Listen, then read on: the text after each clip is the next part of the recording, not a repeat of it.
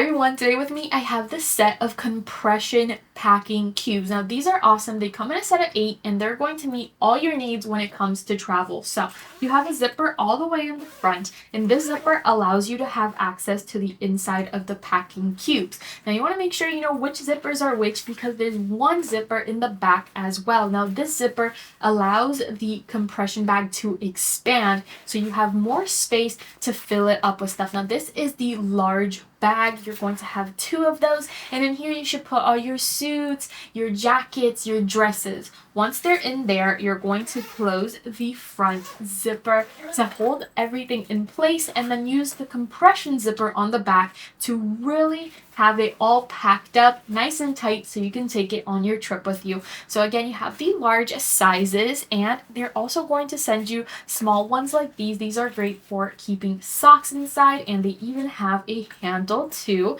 You're also going to get a shoe bag. This is so important so your shoes don't touch any of your clothes because you're stepping all over the world, so you want to make sure that you keep them nice and clean in here.